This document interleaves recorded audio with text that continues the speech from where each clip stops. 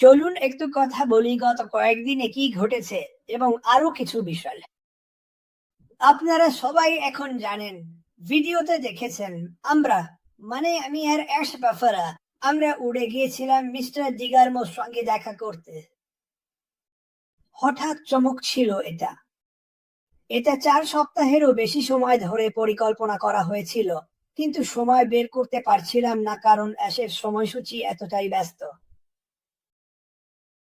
আর আমি বলছি, সত্যি খুব ব্যস্ত। আমি বলেছিলাম, গতকাল রাতে আমাদের একটা ওয়েবিনার ছিল যেখানে সবাই একটু কথা বলছিল কি হচ্ছে তা নিয়ে। অ্যাশ আসলে সেখানে উপস্থিত হয়েছিল, কিন্তু আমরা সেই অংশটা রেকর্ড করিনি। কখনো কখনো ও যখন এমনটা করে তখন শুধু ঘরের লোকজনের সঙ্গে কথা বলতে চায় আর সেটা রেকর্ড করতে চায় না। তাই আমি ওর এই ব্যাপারটার প্রতি অনেক সম্মান দেখাই, কিন্তু ও ভালো কথা বলেছে, সত্যি বলেছে, তাই এটা নিয়ে চিন্তা করার কিছু নেই। তো আমরা সেখানে গিয়েছিলাম, অনেক পাগলাটে সময় কেটেছে, দারুণ কিছু গল্প হয়েছে। আর সবচেয়ে দুইটা সবচেয়ে স্মরণীয় মুহূর্তের মধ্যে একটা ছিল আজকে মাটির সঙ্গে দেখা। এটা ছিল বিশাল ব্যাপার। দ্বিতীয়ত, একটু থামো, আমি আরেকটা যোগ করতে পারি, সেটা হলো অবশেষে মাটির সঙ্গে দেখা হওয়া আর আর আর এরকম পাগলাটে সব ঘটনা। তুমি এটা জানো না, কিন্তু ও সবসময় এমনটা করে। শুধু এই কোম্পানি গড়ে তোলাই নয়, সে যেখানে যাকে সাহায্য করা দরকার মনে করে সেখানেই মানুষের পাশে দাঁড়ায়। আমার মনে হয় অ্যাশ বাফারাকে আমরা সবচেয়ে বড় ধন্যবাদ দিতে পারি এই বলে, আমি তোমার পথ অনুসরণ করতে চাই, আমি মানুষের পাশে দাঁড়াতে চাই। আর ভবিষ্যতে ভবিষ্যতে জানি না কতদিন লাগবে, ইচ্ছে করতো আজই হতো, ইচ্ছে করতো গতকালই হতো, কোনো তারিখ বলছি না বা কিছুই বলছি না। আমার মনে বিশ্বাস আছে, তুমি যাকে দরকার মনে করবে তাকে সাহায্য করতে পারবে। অন্যদের সেবা করা সম্ভবত জীবনে সবচেয়ে বড় কাজ যা তুমি করতে পারো। এটা কোটি কোটি টাকা উপার্জনের ব্যাপার নয়, এটা হলো মানুষকে সাহায্য করা, একেবারে সহজভাবে বললে এটাই। ঈশ্বরের নিয়ম, ঈশ্বরের আইন, দরিদ্রদের সাহায্য করো, মানুষের সঙ্গে ভালো ব্যবহার করো, তোমার প্রতিবেশীকে ভালোবাসো। ঠিক আছে, তোমার প্রতিবেশীকে ভালোবাসো।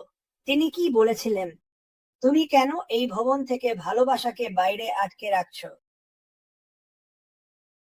আমি আবারও বলছি, তুমি কেন এই ভবন থেকে ভালোবাসাকে বাইরে আটকে রাখছো? অ্যাশ বাফারার কথা ছিল প্রধান ম্যানেজারকে উদ্দেশ্য করে, ওইখানে এমন কিছু মানুষ আছে যারা এখানকার মানুষদের ভালোবাসে, তারা ভেতরে এসে তাদের দেখতে চায়, আর আপনি একটা বাজতেই দরজা বন্ধ করে দেন।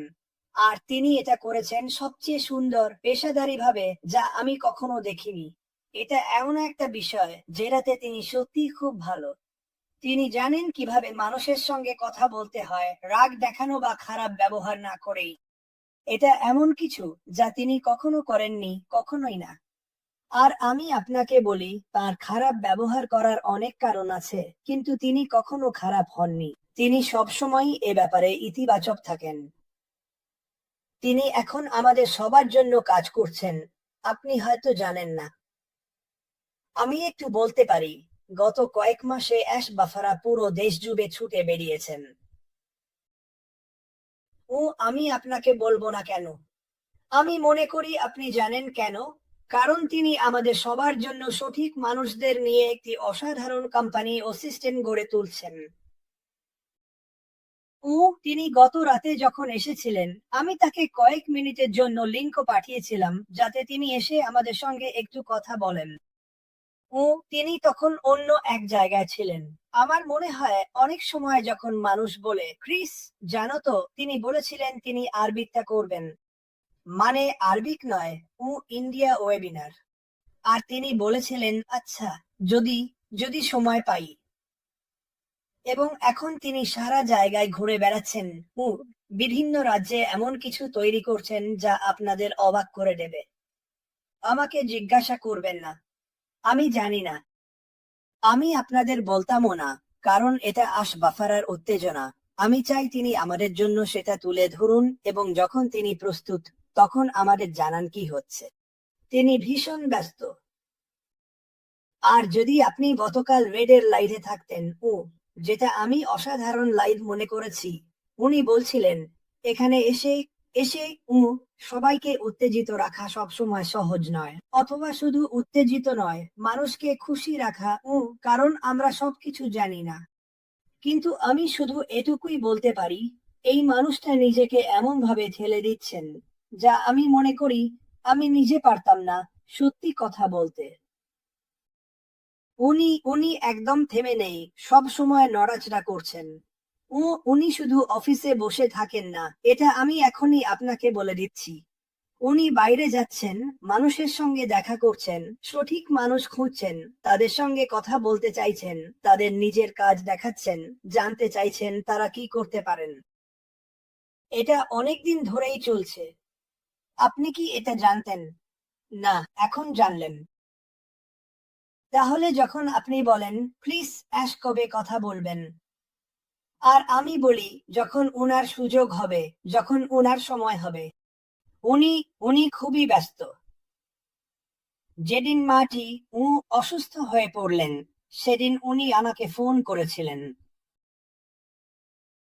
উনি বললেন, ক্রিস, আমাদের এখনই যেতে হবে। এটা ছিল 4-5 সপ্তাহ আগে, যখন প্রথম শুরু হয়েছিল। ঠিক আছে, আমি বললাম, কিন্তু তুমি কি মাটিকে জিজ্ঞেস করেছ? ওর সাথে একটু কথা বলো, দেখো ও কেমন অনুভব করছে।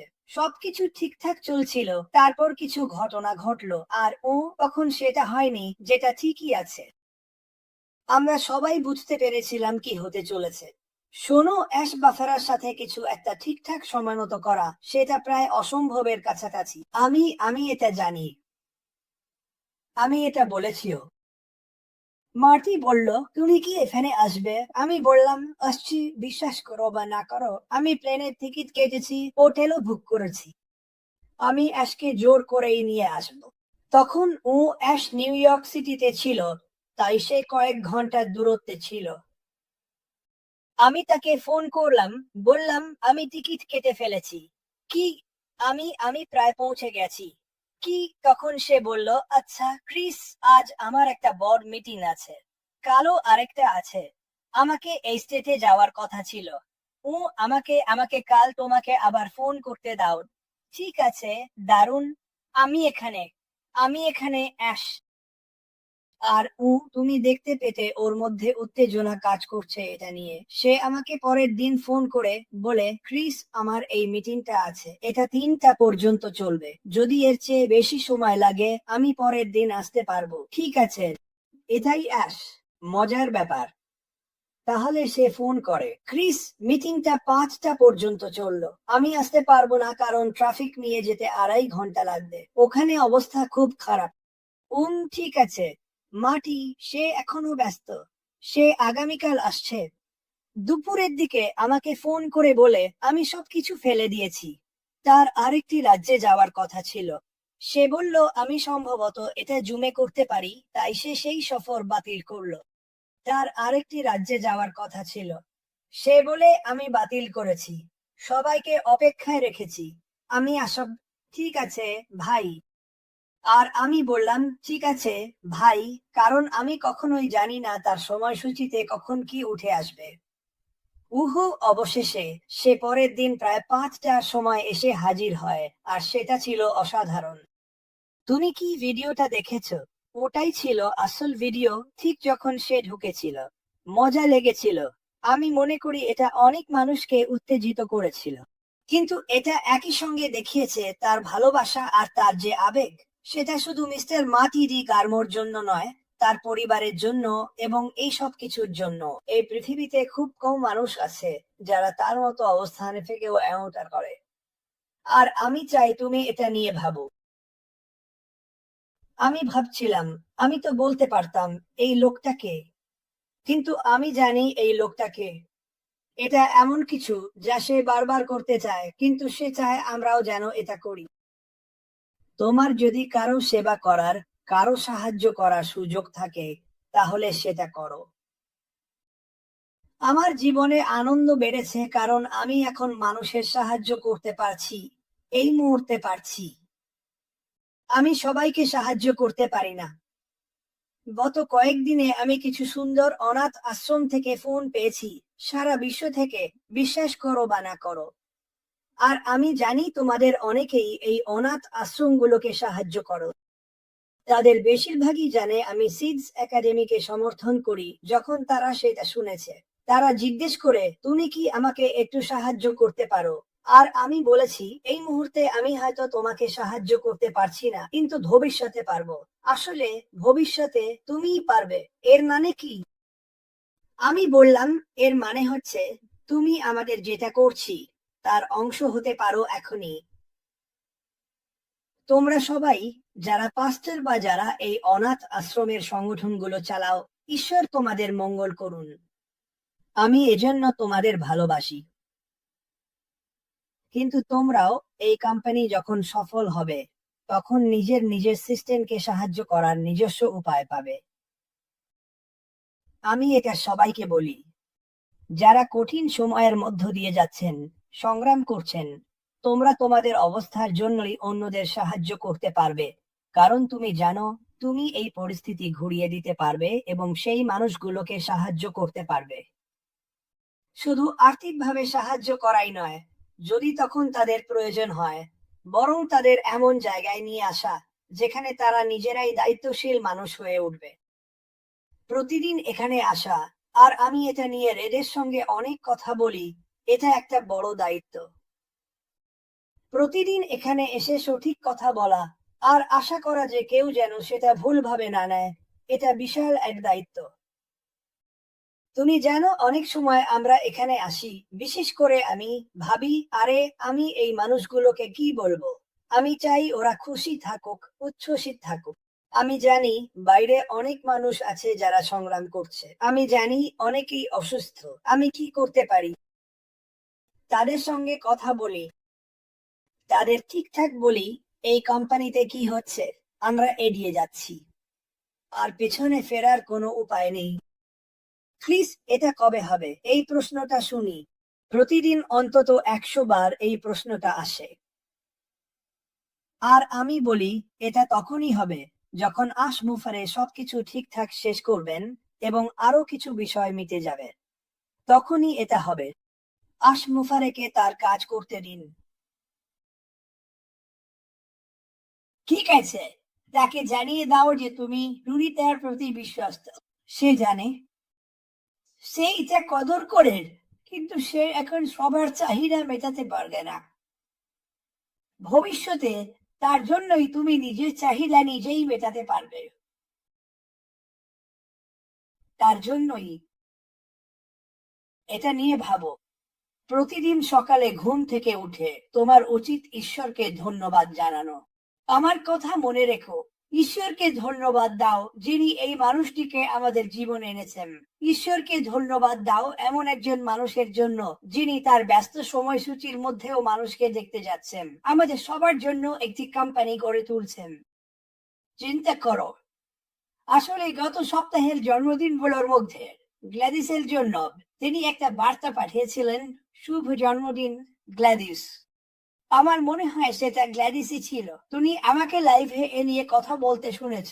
আমি আশা করি না তিনি সবার জন্য এটা করবেন, কিন্তু আসল ব্যাপারটা হলো তিনি তার সময় থেকে 5 সেকেন্ড নিয়েছিলেন এবং বলেছিলেন, আমি তাকে শুভ জন্মদিন জানাতে চাই। সে একজন দারুণ মানুষ, তুমি জানো ওরা সবাই দারুণ। তিনি সব সময় এটা করতে পারেন না।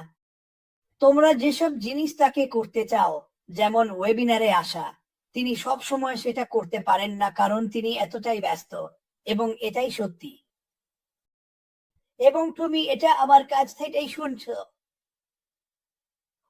আমি আর মাটি আর বাসার সঙ্গে বেশ কিছু কথা বলি, এবং তিনি আমাদের একটু একটু করে জানান কি হচ্ছে এবং তিনি কোথায় আছেন। পার্থ, তুমি জানো আমি এই সপ্তাহে আসতে পারবো না এবং কিছু করতে পারবো না। তিনি করতে চান, তিনি করতে চান, কিন্তু যেমনটা বললাম, যদি তুমি আজকে চেনো তাহলে তার সঙ্গে কিছু শিডিউল করার চেষ্টা করো। তুমি কি মনে করো সেই দিনগুলোর কথা যখন আমরা বড় বড় ওয়েবিনার করতাম, সে তখন 2 বা 3 ঘন্টা দেরি করতো আর সবাই বলতো, ওহো আমার ঈশ্বর, এটা কারণ সে তখন কিছু কাজ করছিল। তার জন্য কিছু শিডিউল করা এবং ঠিক সেই সময়ে সেটা রাখা তার জন্য ভীষণ কঠিন। আমি আবার চেকের কথা ভুলে গেছি। আমি দুঃখিত। হাই, লরিলান। কিন্তু এই মানুষটা আমাদের জন্য কাজ করছে। হয়তো তুমি এখনই সেটা বুঝতে পারছো না। আমি জানি এটা। তোমাকে আমার কথা শুনতেই হবে। সে তার কাজ থামায়নি আর থামাবেও না। আর প্রতিদিন এটা আরো বড় এবং আরো ভালো হচ্ছে। সে কি বলেছিল? তুমি বিশ্বাসই করতে পারবে না আমাদের কি আছে। এটা আরো বড়, আরো ভালো। তুমি কেঁদে ফেলবে। তুমি শুধু অবাকই হবে না, এটা তোমাকে চমকে দেবে। তুমি যখন সত্যিটা জানতে পারবে আর জানতে পারবে এই কোম্পানিতে আসলে কি হচ্ছে, তখন কয়েক মিনিটের জন্য তুমি একেবারে অবশ হয়ে যাবে। এটা নিয়ে আমাকে বিশ্বাস করো, ঠিক আছে? আমি এখানে কাউকে মিথ্যে বলার জন্য আসিনি। আমি এখানে এসেছি যতটা সম্ভব স্বচ্ছ থাকতে। কিন্তু অ্যাশ বাফারা, তিনি নিঃসন্দেহে একজন সেবক। তিনি আমাদের সবার সেবা করছেন। এটা কখনো ভুলে যেও না। এমনটা করো না। ভালোবাসাকে বাইরে আটকে রেখো না। তুমি কেন ভালোবাসাকে বাইরে আটকে রাখছো? নিজেকে এই প্রশ্নটা করো। তুমি কি হয়তো তোমার পরিবারের কারো প্রতি ভালোবাসা আটকে রাখছো? এবং একে অপরকে ক্ষমা করো, মানুষকে ক্ষমা করো, বলো আমি দুঃখিত। এটা ঠিক আছে। এটাই অ্যাশ বাফারা। তিনি সবসময় সঠিক কাজ করার উপর বিশ্বাস করেন। তিনি যতটা সম্ভব বেশি মানুষকে সাহায্য করার উপর বিশ্বাস করেন। এবং ভবিষ্যতে তোমার জানার দরকার নেই যে উনি যা করছেন সেটা আমাদের সবার জন্য কতটা অসাধারণ, কতটা ভালো। কিছু ভিন্নভাবে ভাবো না, কারণ উনি ঠিক এটাই করছেন। এবং যখন তিনি সামনে আসার জন্য প্রস্তুত হবেন, যখন তার সময় হবে, তখন তিনি তোমাদের সবাইকে অবাক করে দেবেন। আমি তোমাদের প্রত্যেককে ভালোবাসি। ঈশ্বর আশীর্বাদ করুন।